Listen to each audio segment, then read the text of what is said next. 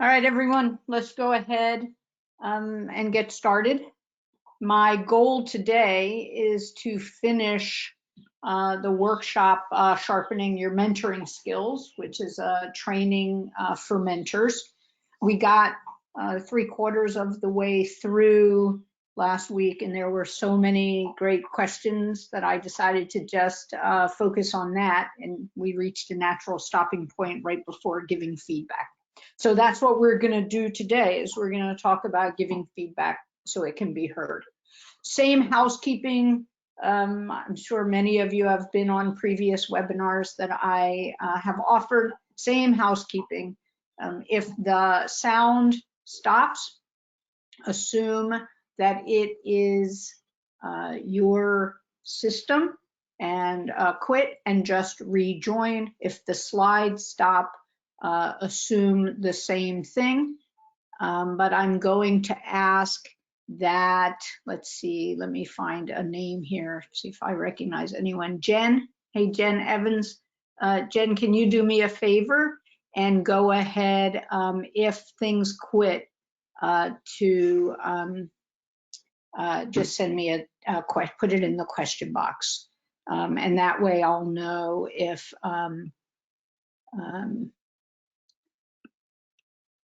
you know, and I'll know and can fix things. Someone, oh, it was Jen, and suggested actually that I go ahead and turn on the camera, that it might help a little bit. I have no idea if you can or can't see it, but I'm just going to leave it on. And hopefully, if you can, I realize I use my hands a lot in gestures and in helping people understand, so maybe that will help.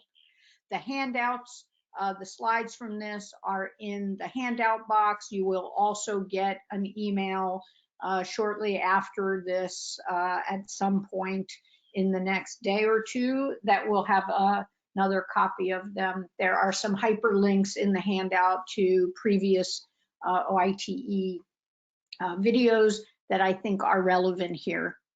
Just a reminder that if you visit our website, which is training.nih.gov, there are links to all kinds of resources beyond these few videos that I listed in this talk. Our careers blog, lots of little toolkits for job searches, a link to our YouTube page, all kinds of things that will be helpful.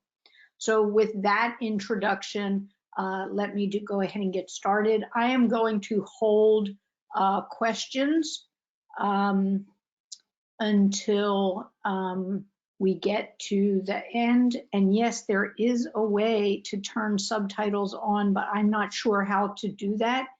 And if we can't figure it out, what we usually do is download this the same day and process it, and then it gets closed captioned in as soon as we load it onto the YouTube channel. So if you can't figure out how to turn it on, then go ahead, or if I'm wrong and it can't be turned on automatically, then go ahead and send me an email and I will make this our first priority and we'll have it processed for you in a day or two. We have at times had a live closed caption person and other times not. And I apologize if you can't get subtitles on. All right, so if there are no other questions, I will go ahead and get started. So the goal of today's workshop is to talk some about giving feedback. Now, I think that means starting really from first principles, and that is what exactly is feedback. And you know, the thing is that feedback can be, in some ways, just a roll of the eyes. It can be, you know, really short, nonverbal cues to someone. It can be a very carefully thought out, calm sit down to go over things. It can be somebody bursting out. They see something and, you know, they either think it's fabulous and here's why, or, oh my gosh, I can't believe you did that. This is terrible and here's why. So it can be very spontaneous. Feedback is really giving specific information about a person's current behavior in order to help him or her continue it or modify it or actually even stop it. It's the information that we give to people in order to support their growth and learning. There are actually three kinds of feedback that you can think about. One is appreciation feedback, and we use that to motivate and encourage. The more precise our appreciation feedback is, the more it will motivate and encourage. So just saying great job today isn't very clear and doesn't help anybody decide what behavior to continue. So the more specific appreciation feedback is, the more effective it will be. Then there's coaching feedback, and you can think about that as here's a better way to do this. We give coaching feedback to change the way someone does something and to help increase or improve their knowledge, their skills, their abilities. In the moment or afterward, we can sit down and say, hey, here are my thoughts on a better way to do this. And again, I'll say this again and again, the more specific and precise we are, the more likely there will be learning. And then finally, there's a much more formal type of feedback or evaluation feedback. And that's to let someone know where they stand and to address and clarify expectations. So this is not the day-to-day in the moment feedback. This is a more formalized process. It could be even every week if you have a 10-week summer intern and you don't want too much time to go by. So it could be weekly. With a postdoctoral fellow, perhaps it's once a year. With a grad student, maybe it's twice a year. It depends on the training level, staff, the confidence level of the staff member, trainee. It depends on a variety of things, how often you would give evaluation feedback. I think we probably all err on the side of not doing it often enough. That really we should be in the habit of providing all three of these feedback types on a regular basis. But some people just use the language of positive feedback or developmental feedback. So positive feedback is used to reinforce good performance. So it happens again, a lot like the appreciation feedback. And then developmental feedback used to improve future performance, which could be coaching or evaluation. In some ways, positive feedback can also be a part of coaching and evaluation. And I think it's just easier to think about it that way. But I do want to point out that I like the appreciation feedback, coaching feedback, evaluation feedback, because it reminds us of the need to be giving regular feedback as well as more formal feedback. It's really difficult to receive feedback for a lot of reasons. And the most basic is that when we receive feedback, somebody is telling us that there's something that we're not quite doing up to their standards. And there's a tension then between our desire to grow and learn, right? Which is an important desire, but also our desire to be accepted for who we are. We all want to do well. It feels good to be given really clear, direct appreciation feedback, right? And it's a lot more painful to be told, that we're lacking in something. This is especially true when the feedback is about something near and dear to our hearts, something that's a part of our identity.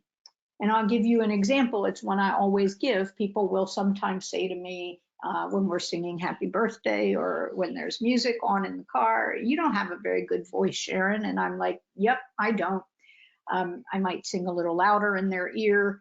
I might grin while I do that, but it doesn't really poke in any way.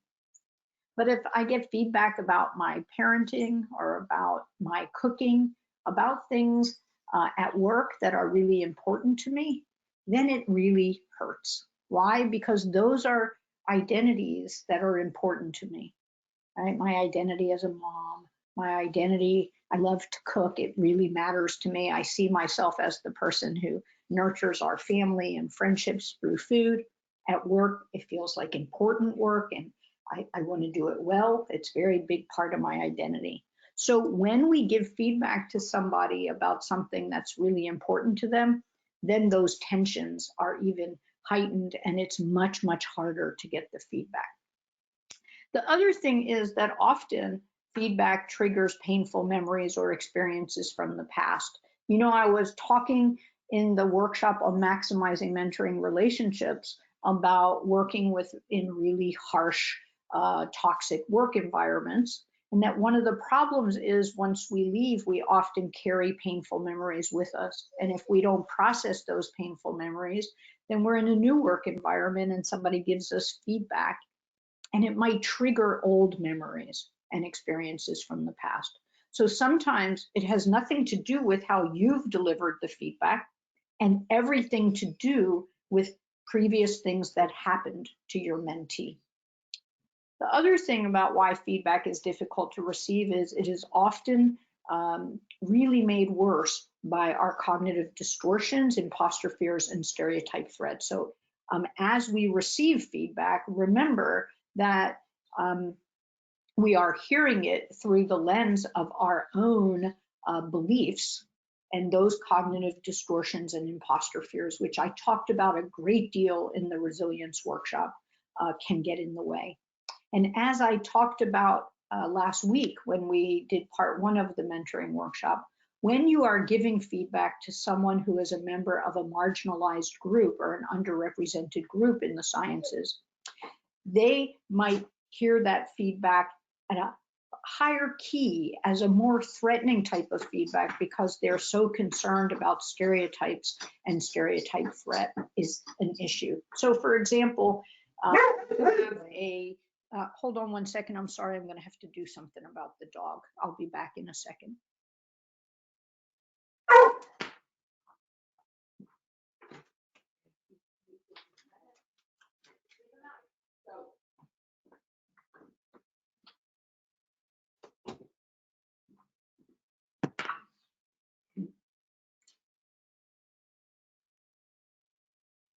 All right, the human moments of working from home. Teo apologizes. Usually I have a slide that says that, but I forgot today. So he's outside of the room now.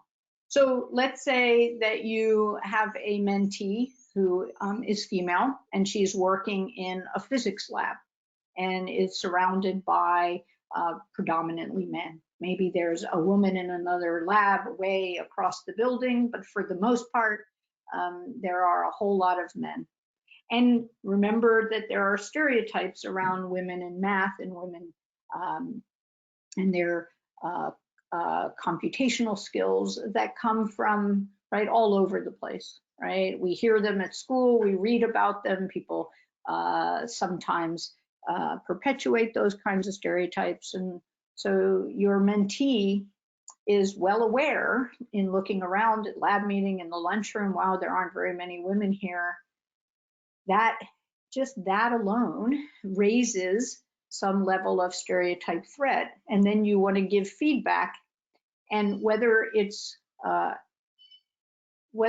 delivered well or not, because of stereotype threat, it is received in a more difficult way. So sometimes we can do an unbelievably good job in delivering clear, calm feedback, but it's received in a painful and difficult way. Now, of course, one part of our job is to learn how to give the best, calmest feedback we can, because generally that itself is a challenge. And then on top of being as clear and calm as we can be, appreciating that things like cognitive distortions, imposter fears, and stereotype threat, previous experiences can all get in the way, so that we can give people the space and time to process, come back, and learn. And so we just need to keep that in mind. Now, the honest truth is feedback is difficult to give as well. There's a comic, it's two people both looking terrified, and one says, well, I'm terrified because I have to go give some feedback, and the other says, well, I'm terrified because I have to go get some feedback. It's difficult on both sides. So sometimes people fear giving feedback because they're worried about resistance or an emotional response, right? Oh, they're going to get upset. And a part of that upset, it comes together with our worry that will be perceived as unkind, or it will be perceived as personal. And we have this human need to be liked, many of us. right? Especially if we're early in our careers mentoring, we're not that far apart in age sometimes from the people we're mentoring, and it would be nice for them to perceive us as kind, caring, nice, cool, even people. And so we really worry that it's going to be taken personally. In addition, we don't get enough practice, right? There aren't, all these workshops where we can go and learn about this material. I realized as I started my own lab that I hadn't had a single workshop in giving feedback. And then I would look at the faces of people as I gave them feedback, thinking, why are they so upset? And until I realized, well, look at all the energy coming from that. Sharon, you're not doing such a great job in giving this feedback, but it took a lot of self-awareness first to notice that and then to change it. And even to this day, I sometimes struggle. So we generally don't get enough practice, enough training, and furthermore, many of us have not had the best of role models. Scientists do not do the best of jobs when it comes to giving feedback. Another issue is that often we are very worried of being perceived as sexist or racist or unsupportive of international trainees. And so when there's a cultural difference across the table as we're giving feedback, that might heighten our stress of, oh, I don't want to be perceived in one way or another. And so there are a lot of reasons why we have some stress around giving feedback. So it's stressful to receive feedback, it's stressful to give feedback. And one of the most important ways then of dealing with that is learning a little bit about the feedback process, but also learning about ourselves and the way we communicate, right? And how our communication style and the communication style of the other party comes into play when we give feedback. So first and foremost, I think that's one of the first principles of learning how to give effective feedback, is learning that our communication style can be difficult for the person on the receiving end. If their communication style is dramatically different than ours, then they might struggle. If their communication style is very similar to ours, it might be, if we're both pretty forceful people, that suddenly a feedback session seems like it's an argument. And I talked a lot about communication styles in some of the previous workshops. I'm going to give you some links to that. But I really think it is worthwhile to think carefully about communication styles, because that is often at the heart of how we want to structure a feedback session. So I have some employees where I really work hard to bring my energy down and to have long pauses, because that's what they need to process the feedback. And I have others where energy goes up, and even if it's pretty intense feedback, because their energy goes up, my energy is up, and we're sort of matched and it goes better. But when that happens, I have to be careful about it going too far. So the more we're aware of communication styles, the better off we are. We also need to remember that sometimes a behavior change, it's just the way we like to do it. It's not the only way that it can be done. Sometimes we should be cautious and think, maybe I don't need to tell them to do it exactly this way. But when it is critical that the behavior change and that someone do something the way that you are asking, then it's really important for us to be as clear as possible. Also, it's important to consider how many similar issues have happened in the past. We want to be clear at the outset, right? We don't want problems to fester for a long time, but we also don't want to give sort of overly intense feedback the first time someone had an issue, right? Because then they're going to fear feedback moving forward. So a lot to consider in just what your approach is going to be. And then you really need to remember the impact of power differences, because even if you think this is going well, I've factored in a lot of things, I'm being really clear, really calm, really direct, I'm asking questions so that I hear from them as well. Because of the power difference, their cognitive distortions and fear is still higher often. And so you really need to remember that. I'm going to pause for a moment and try to figure out, here we go. Okay. All right, so I think we're okay. So I just want to point out that I talked earlier in all of this in the last 2 months during the shelter at home play time about both emotional intelligence in the leadership workshop and about resilience in the workshop on April 1, Becoming a Resilient Scientist. And I really encourage you to take a look at both of those workshops. If you want to develop your skills at giving feedback, you'll want to really think thoughtfully about your emotional intelligence and about your communication style. And in order to receive feedback effectively, you want to understand that as well. And likewise, when it comes to resilience skills, the more you understand about cognitive distortions, the more you understand about imposter fears, the more you understand how stress impacts our ability to think calmly or not, the better off you will be both receiving and giving feedback. So really important to look at this all as a total unit. You want to, I just saw a comment about the slides.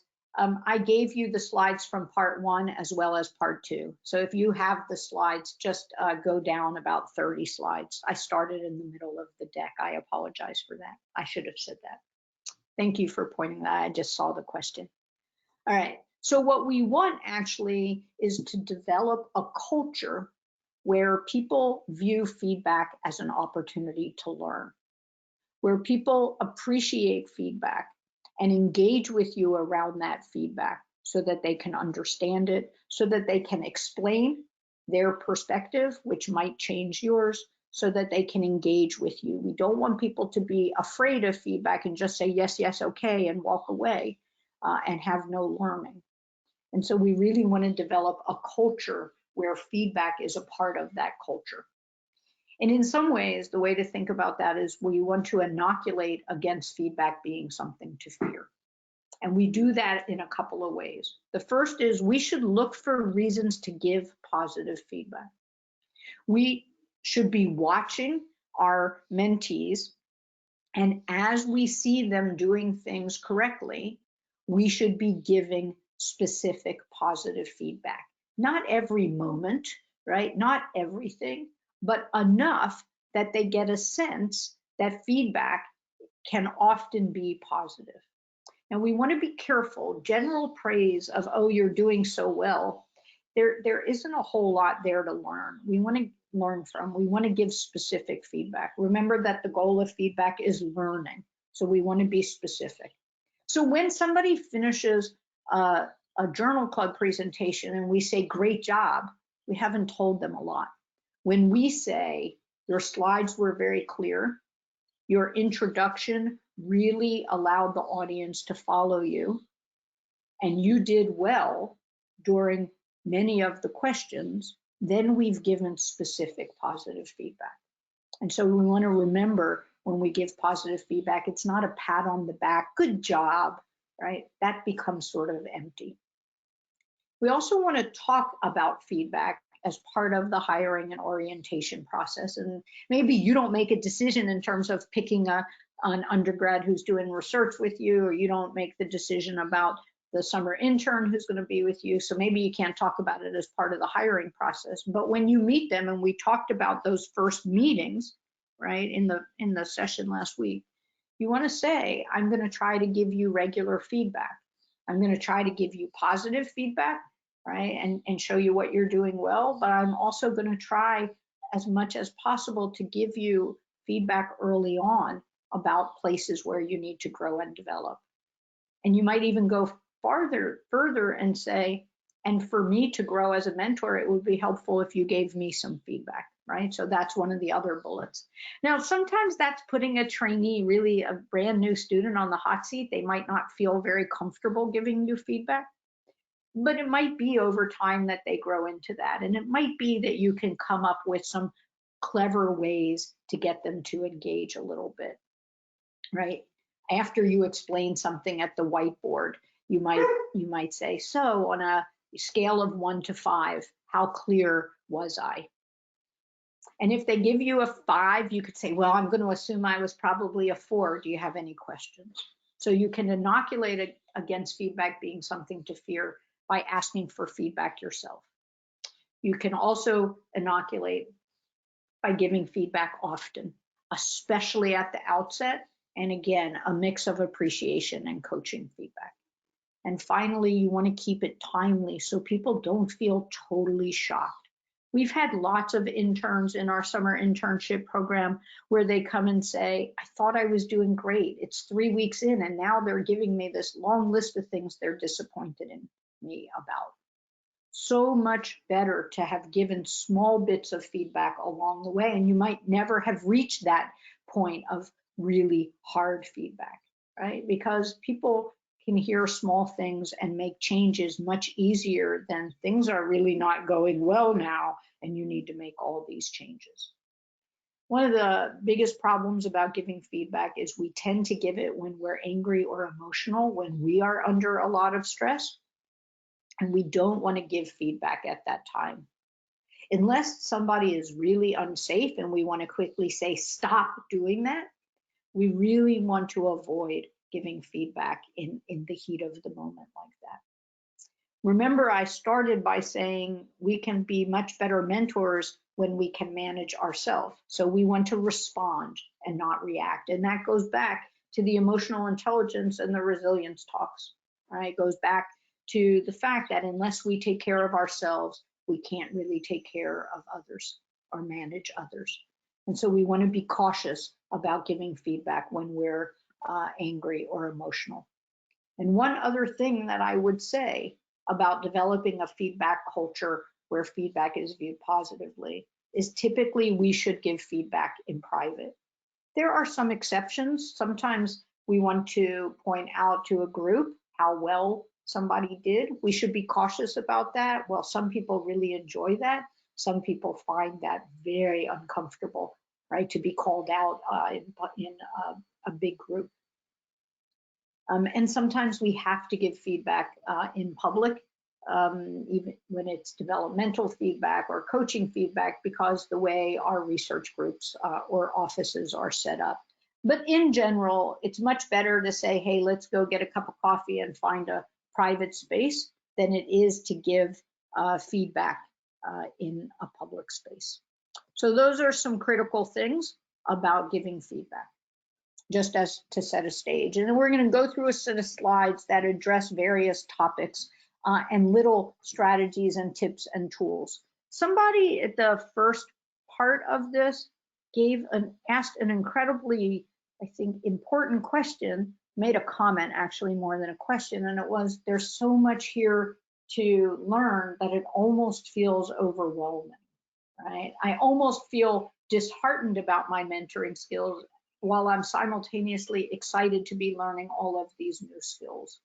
And so I guess I want to stress that I think it's important to view each of these slides as sort of one tool in a general toolbox, and you're never going to remember all of them, and you might not use them all at one time, and some might not be appropriate for a given situation. So I'm just trying to give you some different things that I've learned over time really make a difference. I'll say I've learned it in two ways. First, because I've had many of my own feedback failures where I haven't given feedback in a way that it can be heard. And second, because I have the honor of sitting so often with trainees and hearing their perspective on their training experience. And so I hear people come and say that they just heard really difficult feedback, but it was delivered in a way that allowed them to hear and grow and learn, and now they're here to process it. And just the opposite, where it's like, maybe they're right, but I'm so upset by the way this all played out that I can't even think straight. And so I'm just going to give you tips from those two perspectives. But one thing I really love is this one's so simple. Use the word you when you are delivering good news, and the word I more often when delivering bad news.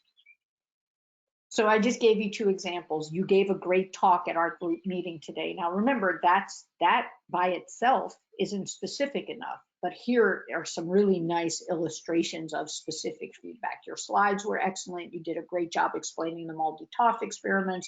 You really handled the questions well. You might even go into more detail What was excellent about the slides? They all had a title, they were all easily visible, right? Depends on the situation whether that would be enough specificity or you'd want to dive even deeper. If this is someone where your relationship was going to go on for years and years, you might really want to sit down afterward, start from this positive, ask them what they thought they did well in, and then go from there with, and where might you grow, right? But this is an example where you use you for good news.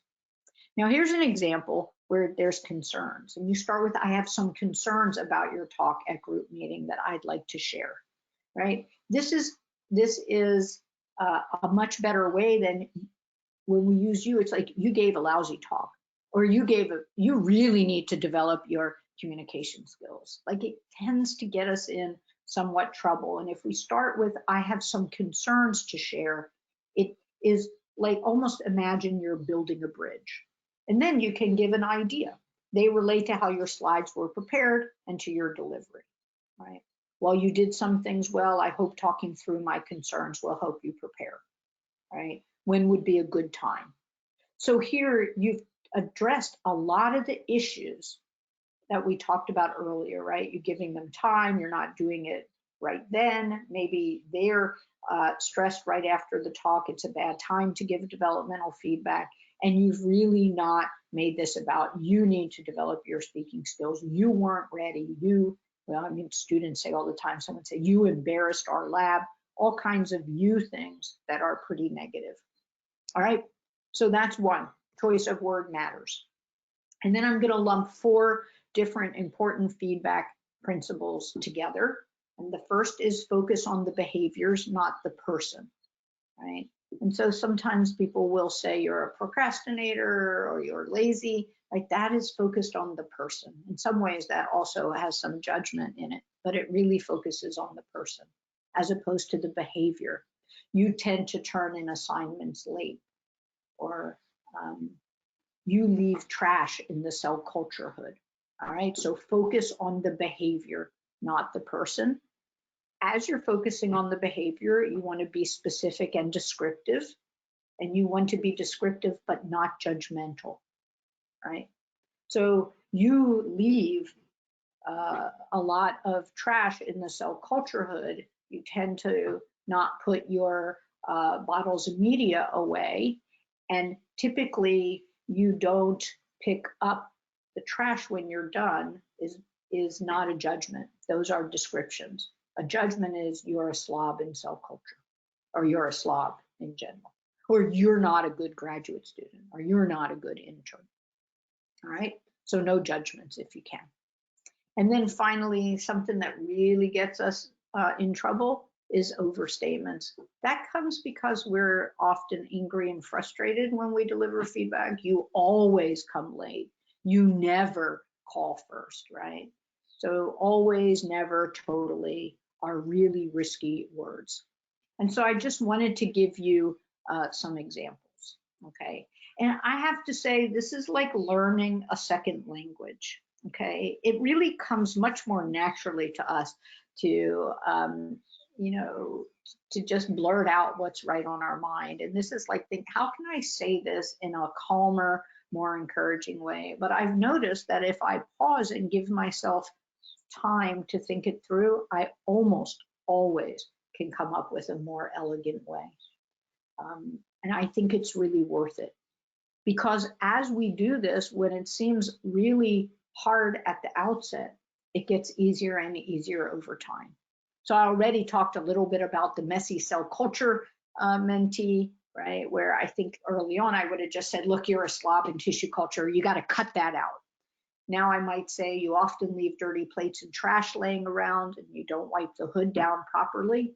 In the future, I would like for you to fill in the blank, right? I might even offer some resources. Maybe you need to watch some videos on cell culture, right? And here we can work on that together.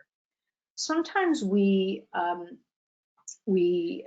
give a sort of summary, right? Instead of describing the behaviors, we give the summary, our judgment of the behaviors, or our interpretation. I'm pretty sure you're depressed. You need to do something about that, right? And somebody said, well, I'm not depressed.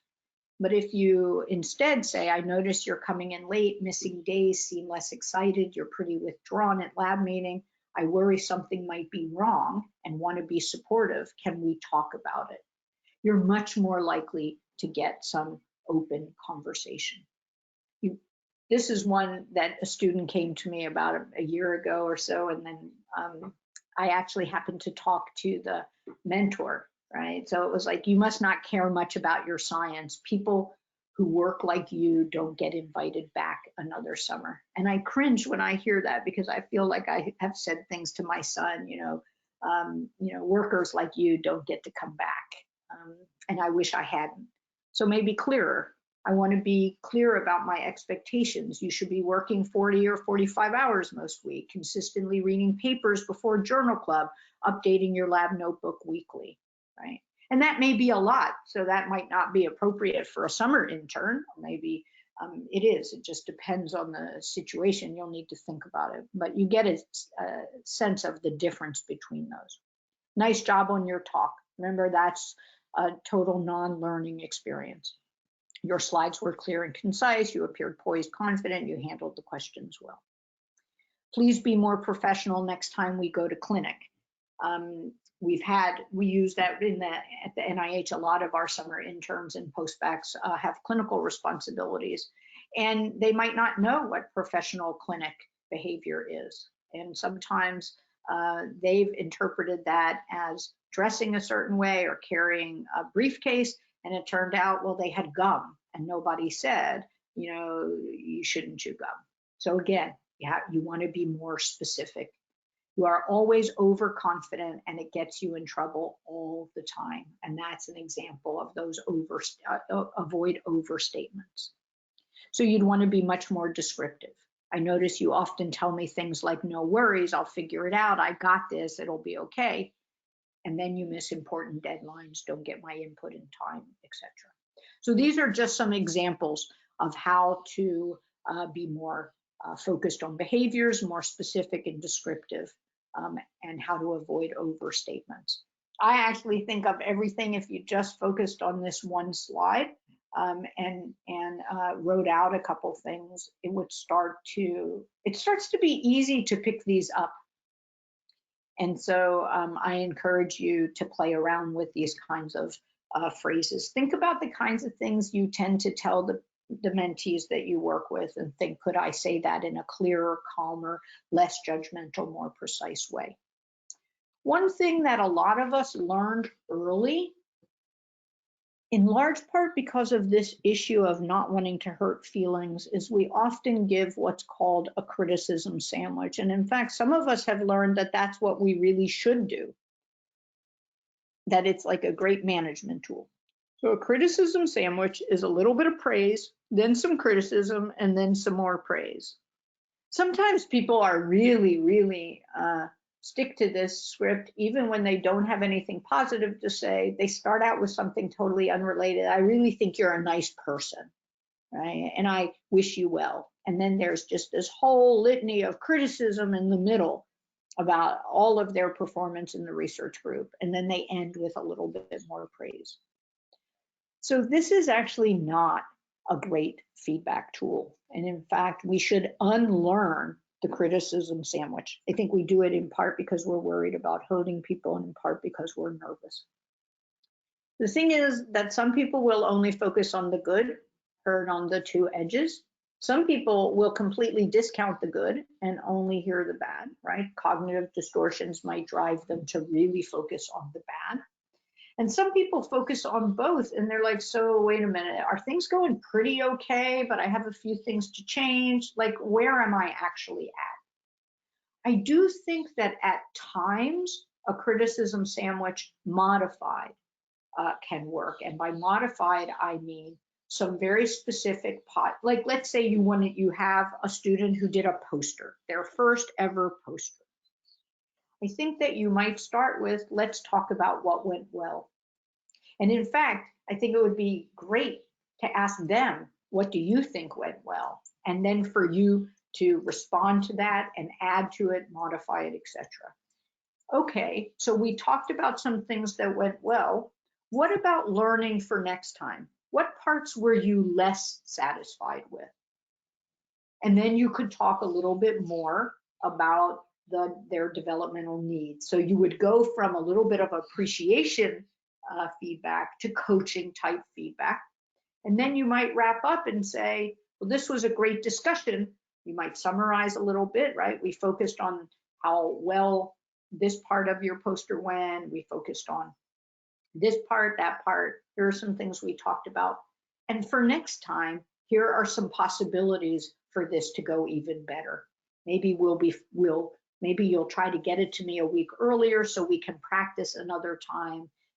You'll bring some water so that you don't get so dehydrated and struggle to answer the questions. We'll practice questions, whatever the strategies are. So while I don't think a criticism sandwich works for day-to-day feedback, I think it can really work when you want to give somebody feedback on a large event. Likewise, evaluation feedback, you could start with what's going well, where is developmental needs, how should we go from here? So it's not quite a criticism sandwich. So that's what I have to say about that. Another thing I want to talk about in terms of feedback are threats and implied threats. So something like, somebody was late for lab meeting, and maybe it's 3 times in a row.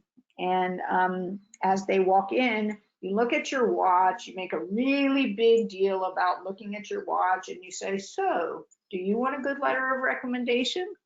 That is an implied threat. And here are some actually more clear threats. If I'm not satisfied with your work, you might have to leave the lab, the program, etc. Sometimes we think it's not a threat. We're just talking about the obvious consequence. I mean, if somebody doesn't do a good job, I can't write them a good letter of recommendation, right? It would not be, it wouldn't be ethical and honest. So we see it as a consequence. But if it is viewed as a threat, then people tend to shut down, right? When we are faced with a threat, we shut down our cognitive processes, we go into fight, flight, freeze mode, and we seek safety. And so we're not really in a great place for learning. So we want to be careful about using threats and implied threats. Now, the thing is that some people hear this and then they stay away permanently from a discussion of consequences. And I do think that often when we don't see improvement after we provided clear guidance and coaching, there does come a time when it's important to talk about consequences. That shouldn't be a punishment, but a natural consequence. And sometimes we shy away from saying that. And students don't really understand that they're really on the edge of being asked to leave or not being able to return. And I think it's important to point out natural consequences. And so that's a hard one. Sometimes what's a threat and what's a consequence? And I would say a couple things. The first thing is, number one, is a first time shouldn't come with any consequence. Right? If somebody's late, you should talk with them and explain if it's really critical that they not be late, why it shouldn't happen again. If somebody is late every week, you have to decide, am I going to tolerate this or not? And if I'm not, what are the consequences going to be? So I think that's one thing, that we want to be cautious when we give consequences too soon. The other thing is that often there are natural consequences, right? So if people miss deadlines routinely, they're going to miss deadlines and it's going to hurt them. You have to let go and disengage. If it doesn't hurt you, right? Sometimes you have to just let the learning happen. We tend to jump right in there and start, pushing with consequences and intensity because we're worried it reflects on us. So when students miss the deadline for submitting a poster, it may be disappointing to you, but it doesn't reflect on you. If your student gives a talk in lab meeting that isn't quite up to your standards, it may be more about your standards than it is them, and you might not want to have threat and consequences that at this point. Okay, so that's what I have to say about threats and implied threats. Now, sometimes feedback is very, very quick. We want to encourage more of a behavior. Somebody came to journal club really prepared, and as a result, the discussion went well, and we want to encourage more of that behavior. We don't need to go through in great detail every highlight of that preparation. We can just say, I had a sense you were prepared, you asked good questions, you engaged in the conversation. I hope all of our journal club meetings go like that. Or we like the way their lab notebook is looking. We took it, we checked how they were doing. They had followed all of our instructions. They're really keeping a great lab notebook. Hey, I took a look at your lab notebook. I want to tell you the way it was laid out, the way you listed objectives, the way your protocols were very clear. That was all the way I had taught you at the beginning, and I'm really pleased to see that. So that's quick. We want to encourage more of a behavior. Sometimes feedback is quick because we see something that matters to us and we want to see a correction as soon as possible. So you are at a, if you're in a clinical space, you are going to go from with your mentee who's shadowing you to 3 different meetings, and during the first meeting, the student checked their phone 3 times. And you feel that that reflects very poorly, it's disrespectful to everybody else on the team. And so in between walking from the first meeting to the second, you might calmly and quietly say, I'm asking that you put your phone away while we're in these meetings, right? It's quick, it matters to us.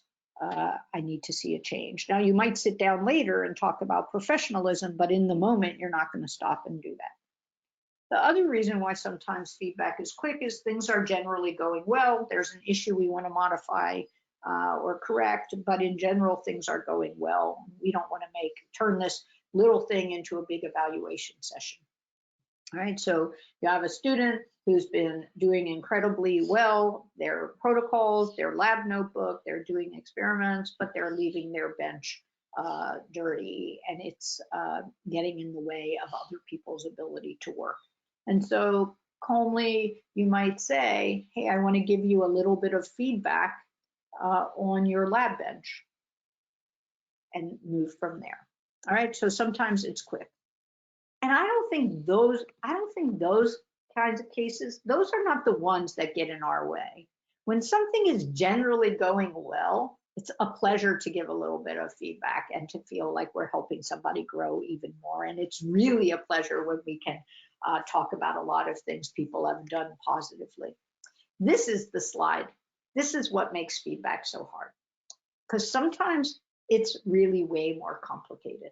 There's a pervasive pattern, substantial concerns. It's a really critical topic and comes along with those pervasive patterns. Sometimes we think something is really simple and the receiver does not. So we ask them to do something a certain way in a coaching type feedback. You know, we keep our protocol book this way, and somebody says, well, why? And I'm going to do it in a different way. That doesn't happen a lot when we are working with an early career mentee, but over time, as we work with someone longer and longer, or as we mentor people higher up in their training, that does happen. So we think this is simple and the receiver doesn't. Sometimes I ask myself, am I really right? Sometimes I decide I'm not, and the way they're doing it might be fine as well. And sometimes I decide, well, this really does matter, and they're going to have to do it my way, or at least close to my way, or at least decrease the part of it that's an issue for me. And it can take a lot of back and forth. So sometimes these feedback sessions about something like that can go on for a long time. And nearly all performance reviews are complicated. Not all, because sometimes we have somebody where things are really, really going well and we're really in sync and we agree. You know, I talked in the maximizing mentoring relationships, right? I talked about that time when we realize we're just in the right place at the right time. We're growing and learning. Our mentor, their style matches ours. So occasionally a performance review really just feels wonderful. I sometimes will do a performance review with a staff member and say, this is why I love my job.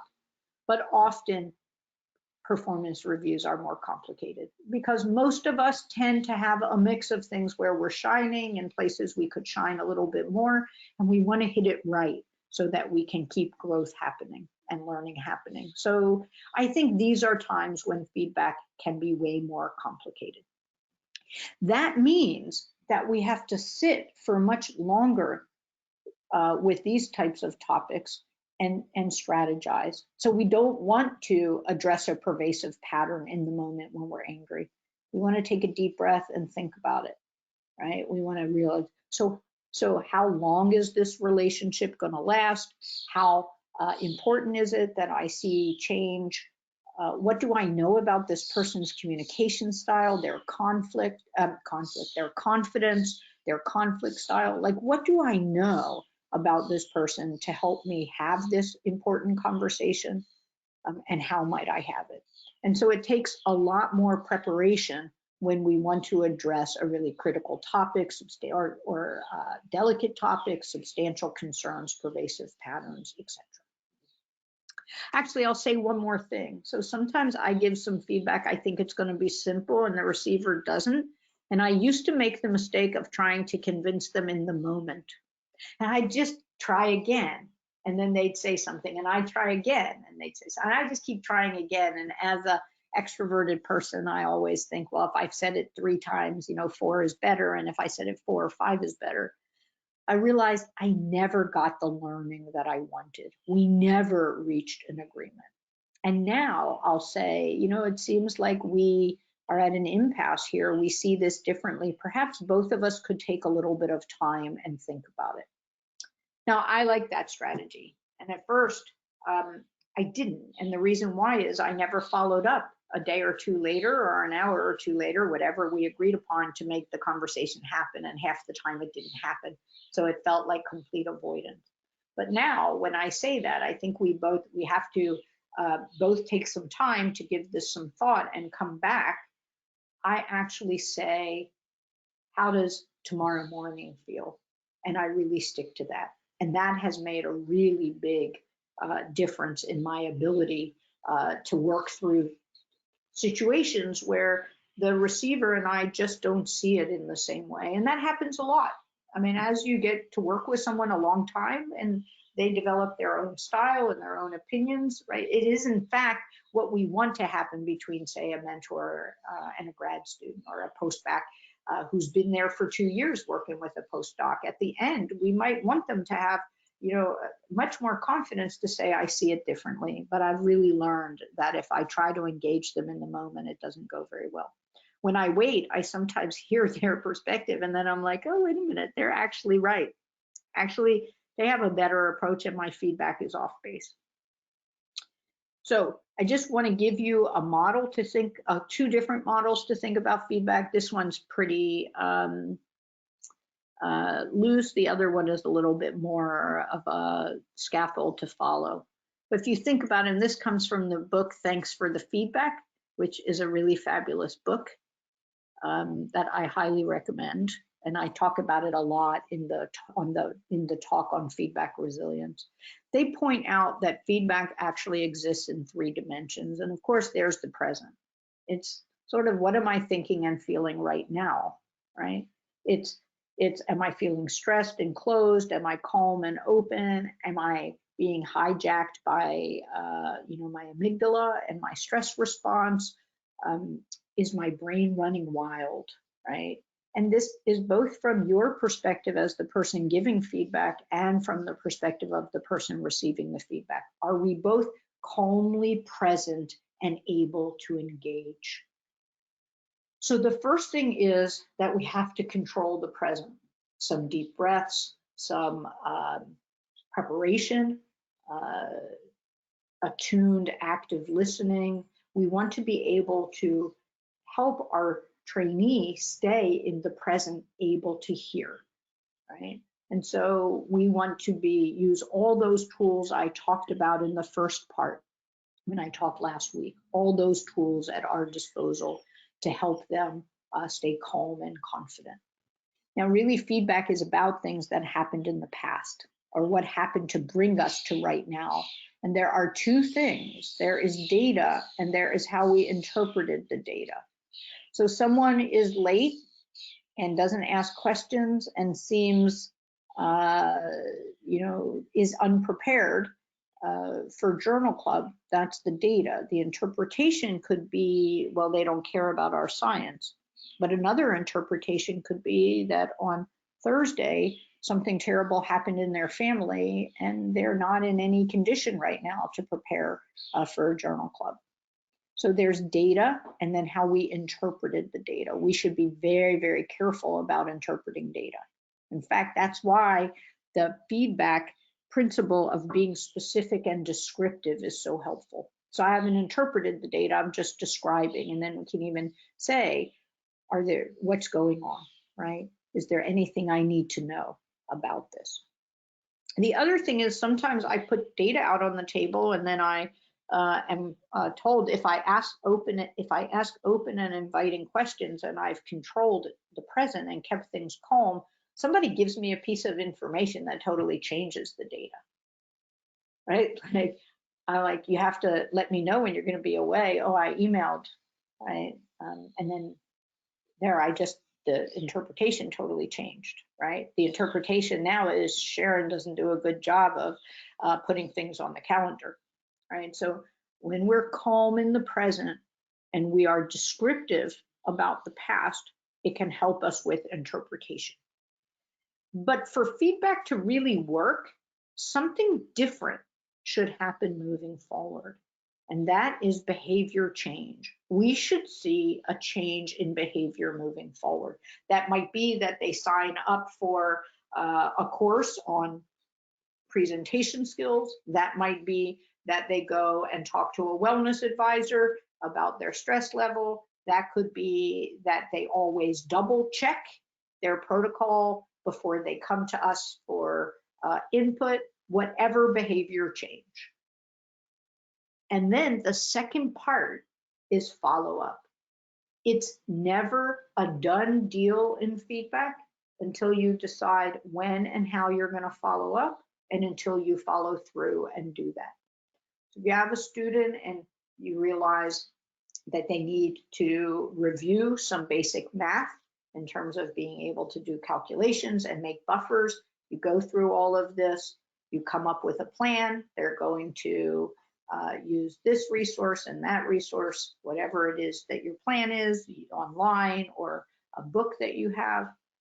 That's one part. The follow-up is I'm going to check in on how that's going. I'm going to offer support to make sure it's going okay.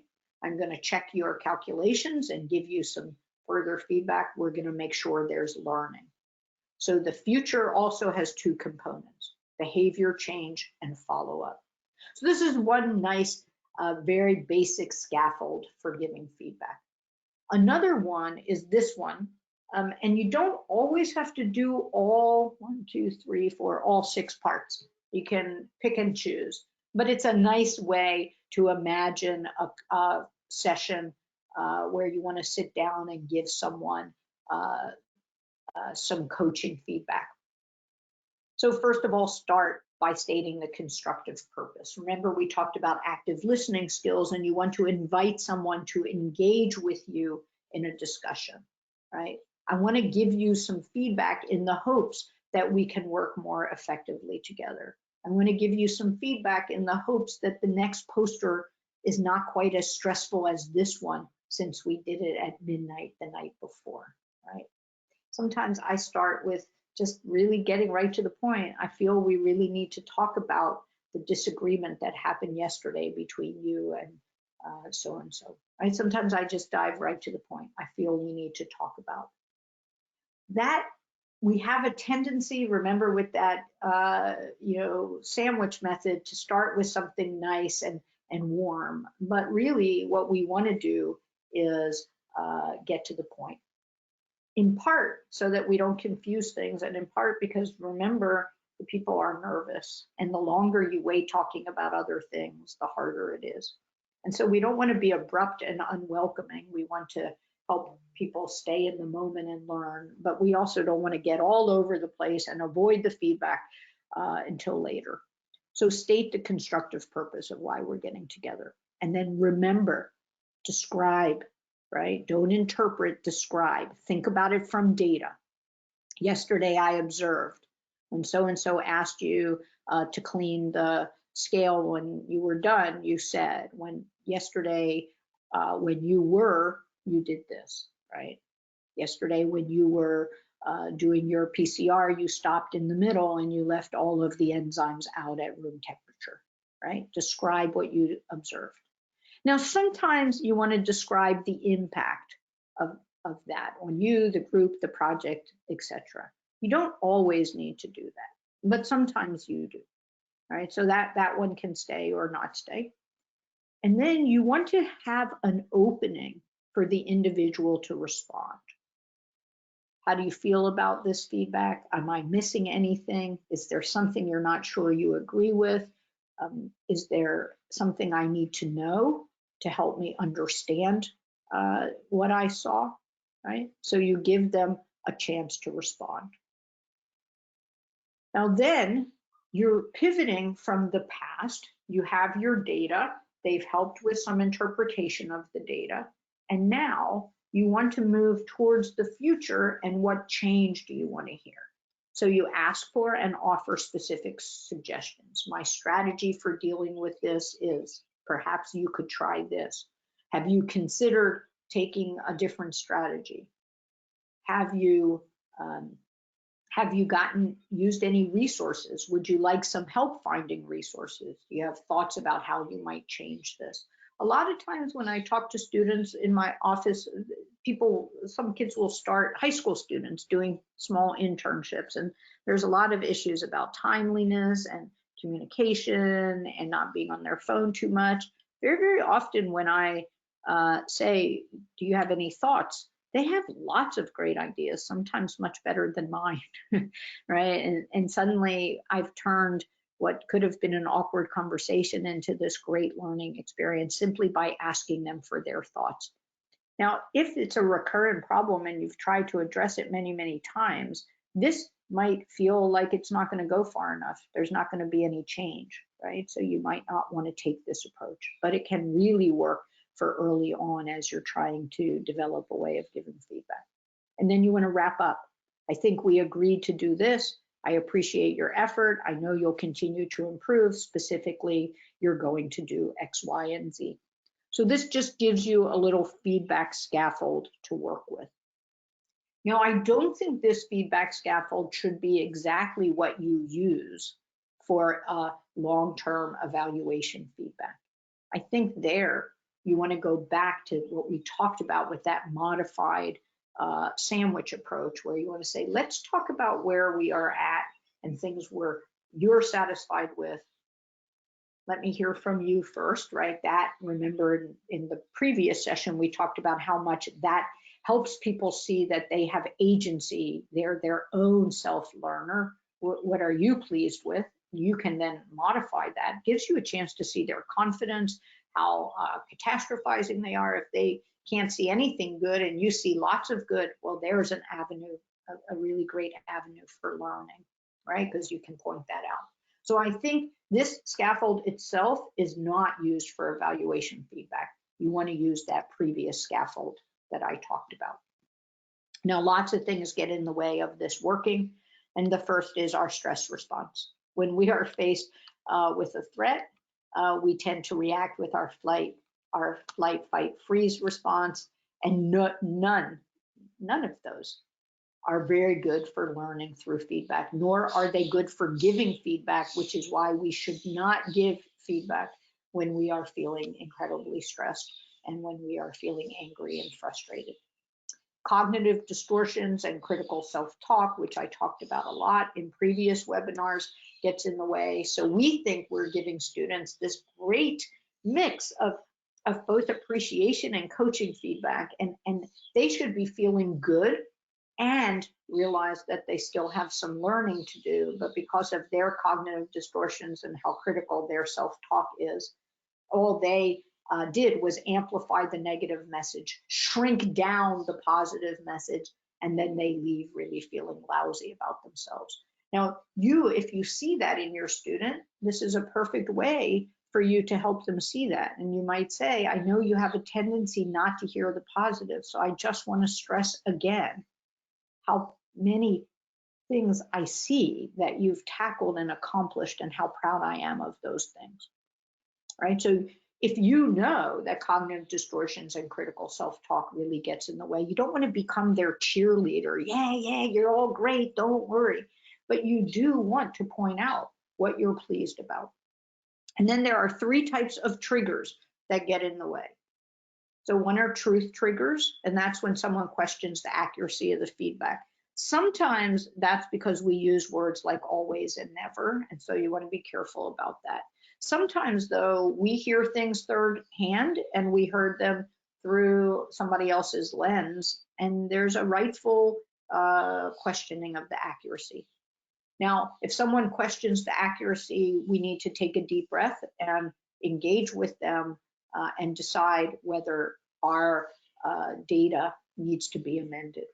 Another type of trigger is relationship triggers. Sometimes the person giving the feedback just triggers us in some way, or sometimes we question that person's knowledge or expertise. Who are you to give me feedback on that?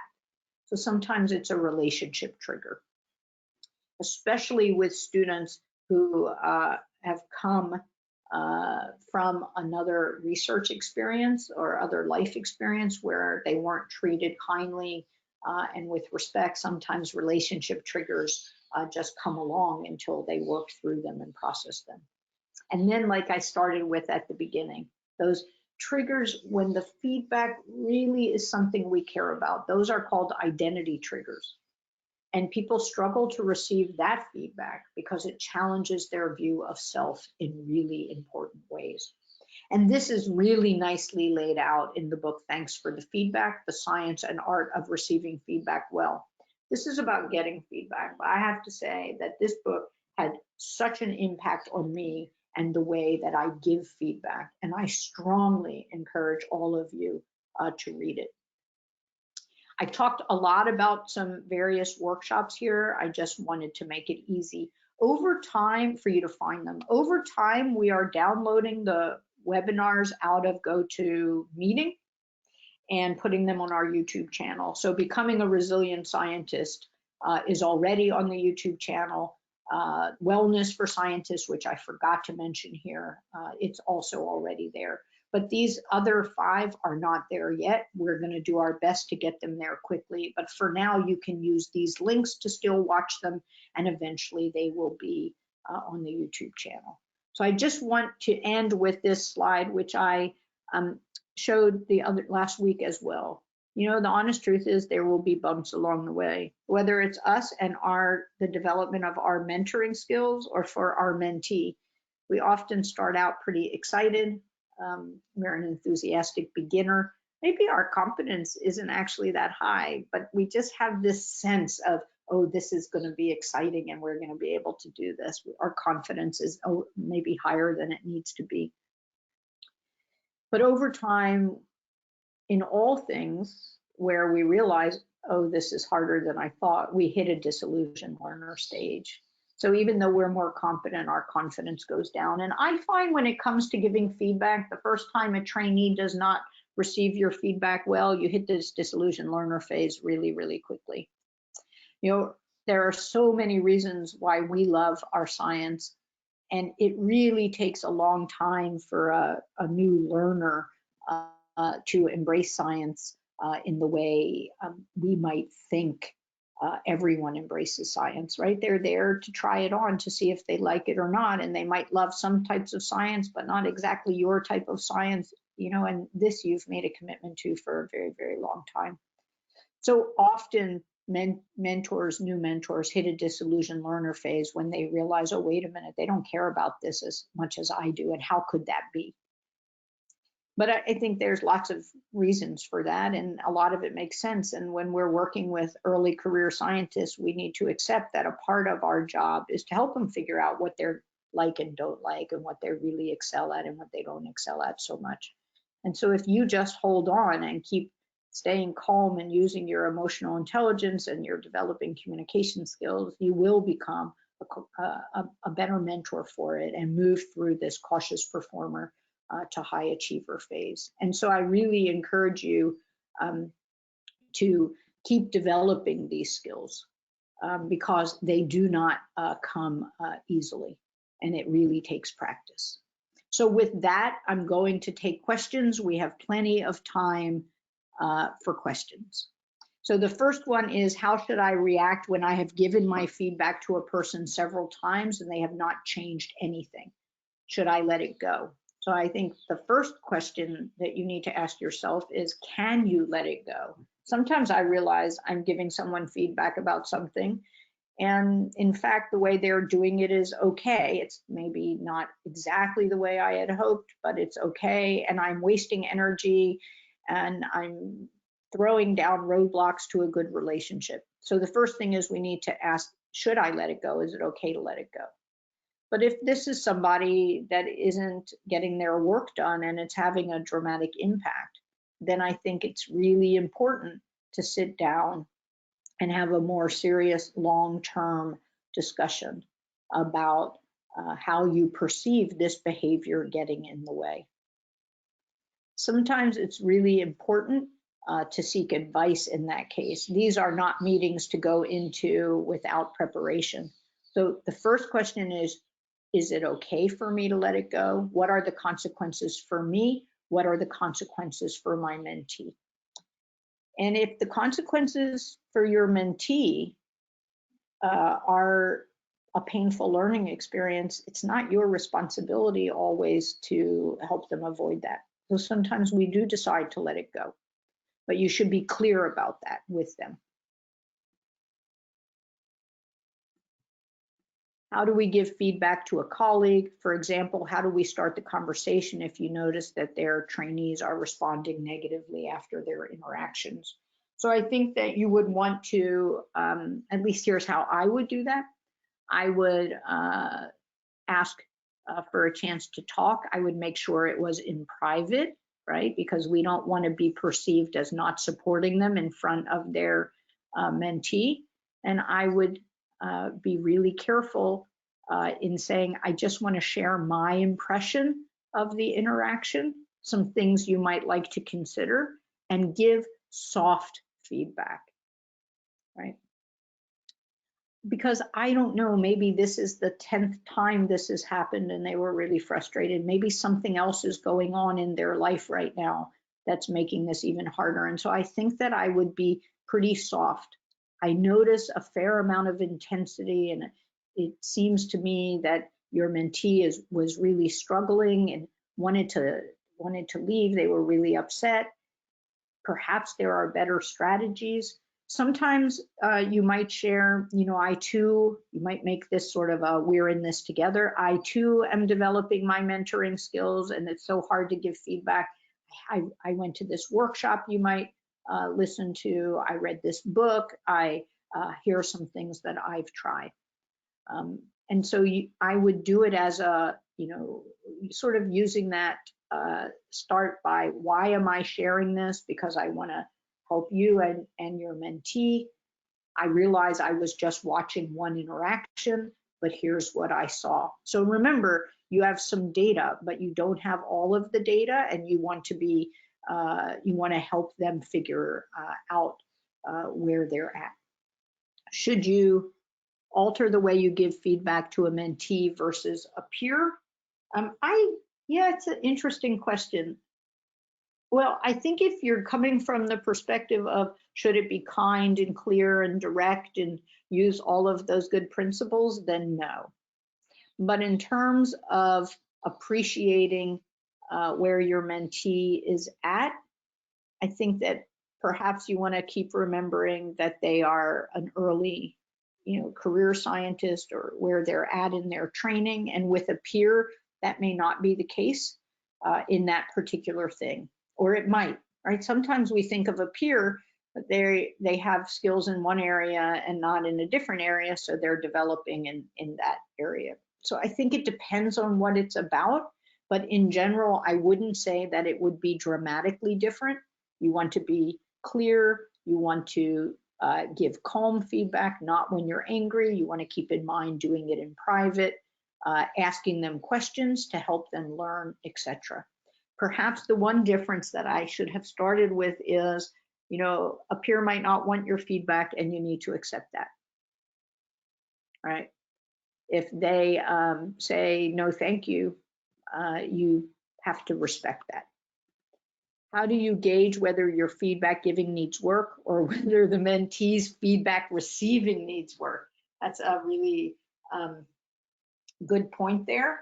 And the only way to do that is through self-awareness and by sitting later and reflecting. So there are times when I've had a feedback session not go very, very well, and I've sat down afterward to think about it, and I use journaling. I also work with a coach, and sometimes I'll dissect a situation and I'll be left with, I handled that pretty well.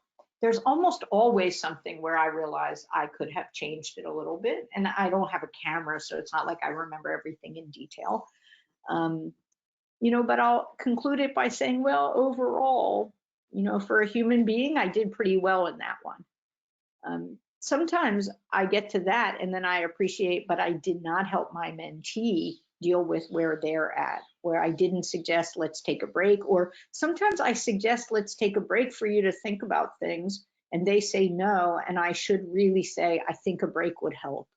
So I think always your feedback giving needs work, but some of it is always on the receiving end as well. And so I think the best thing is to appreciate it's probably on both sides. How to avoid micromanagement in the lab with trainees? Boy, that's a big question. Sometimes you guys really stretch me with the questions.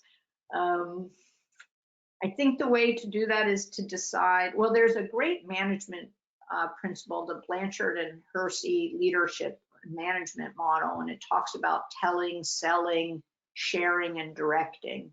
No, telling, selling, sharing, and essentially leaving someone alone for them to decide themselves. I can't really remember the 4 quadrants. The way to decide about how to manage someone is to think, where are they at? Where is their skill set at? And where is their confidence at? And how important is it they do this exactly the right way? So that's what I do. And if I get to the point of they know how to do this, their confidence is generally good enough to do this, and there's some room for error, then I will back off and not manage too much. And I hope not micromanage. But if this is a new person, this is a challenging situation that they haven't done before, and the outcome matters a lot, then I might choose to step in and be much more attentive, more telling type of, here's how to do it, or you can draft that, but I want to read it first. So you avoid micromanaging by asking how important is it that the outcome be exactly one way or another. One place where I see every summer there's tension is we have a poster day, or post-bac poster day as well. And mentors try to control and micromanage the poster. And I think, but why? It's on campus, especially in the summer. It's 10 weeks of work. Almost no summer intern has huge amounts of data. It's like, why micromanage that process? It's not worth all the aggravation. But then let's say your student was going for the first time to a national meeting in your field or to a Gordon conference in your field. Well, then you wouldn't want to just say, go ahead, make your own poster, however it is, right? So the way to avoid micromanaging, to ask yourself questions about the trainee's abilities and how much it matters. How should I give feedback to collaborators who I hope could make faster, more progress in our project? How should it be different than giving feedback to a mentee? I think in some ways this is not so there's an element of feedback, but there's also an element of negotiation here, because they also have projects of their own, and it may be that, you know, the collaboration is ranked number 2 on your list and number 6 on their list, and there's just a mismatch in expectations. So I think here what you would want to do is start by sharing your perspective. I talked in the assertiveness workshop about I statements. I am really hopeful to move this collaboration along faster. Here's why, right? And then ask them. So am I, where is this collaboration at for you? Do you have the time to move it along quicker? Are my expectations reasonable? And you might hear some places where they could be flexible. You might hear of places where you're going to need to be flexible. Then you might be able to say, well, could we make a modification? Could I help with this or that? And so I think I would view it, I would go at it that way of, this is really important to me, and here's why, and here's why I'm excited about it. For me right now, it feels like it's going a little bit slow, but I appreciate you have a lot going on. Perhaps we could talk about it. All right, so I hope that helps.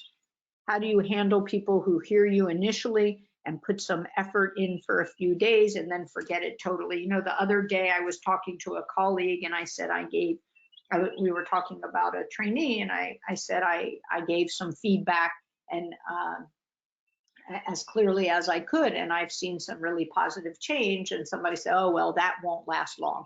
So the first thing was, I totally let go of that. I need to be optimistic, and when I see positive change, I point it out. Little micro affirmations.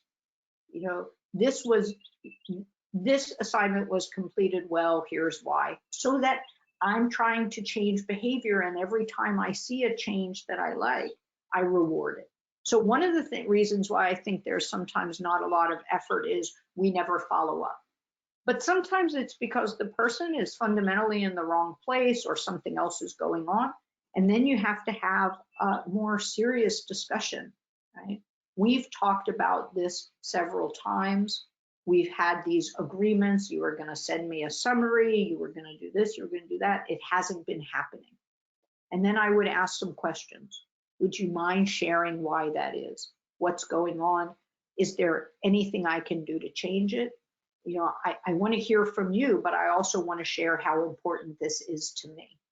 And that's where we get sometimes to the natural consequences, right? And we want to just deliver those in as warm and clear and calm a way as possible, but we need to make it clear.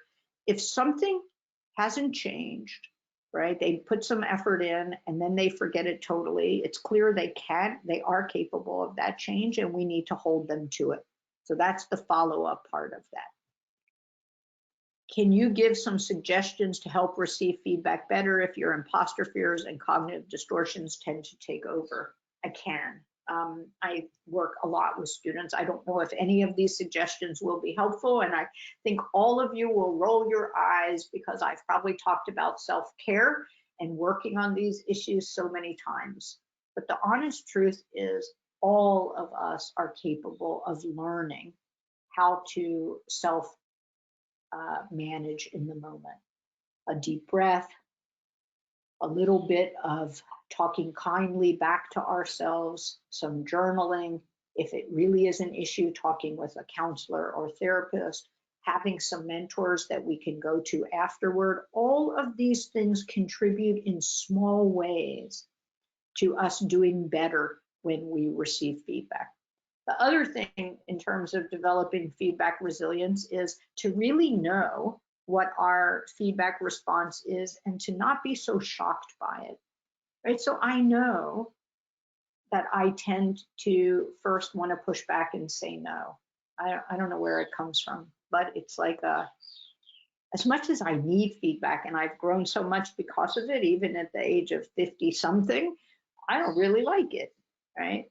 And so now I know I'm gonna like shut down right away, and instead, because I know that's gonna happen, I literally try to soften my shoulders. I know I hold all this tension in my shoulders. I physically like try to relax them a little bit.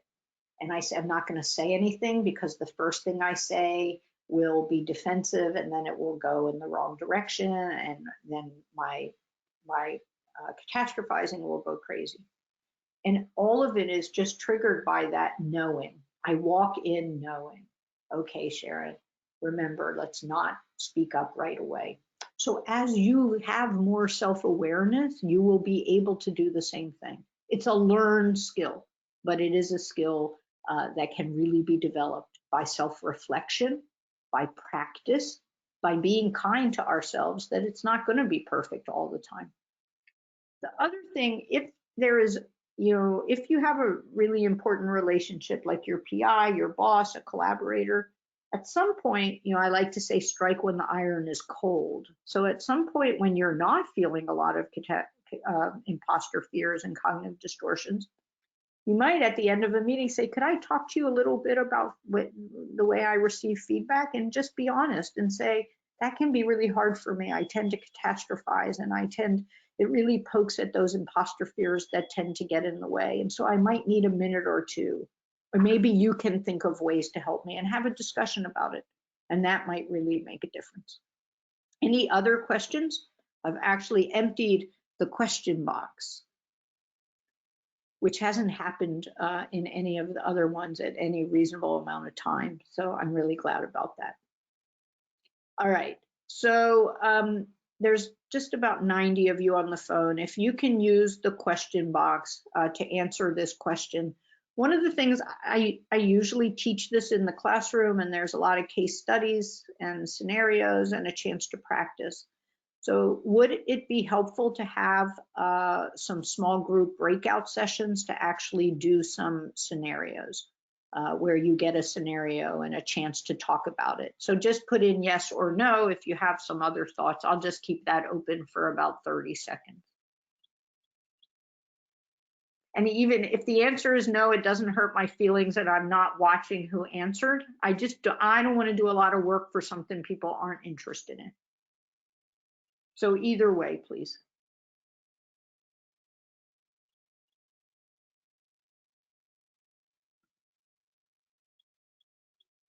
All right, so I'm getting some yeses, not an overwhelming number, but not any no's either. So I'll give that some thought. I'm still trying to figure out all these systems and how to do all of this teaching remotely. Even as people return to work, I am quite certain that we won't be doing lots of meetings all together, sitting around discussing cases. So I need to try it electronically at some point. All right, so thank you for those of you who gave me yes and no feedback. If you have thoughts about what you would like to see happen, send me an email. You all know how to reach me.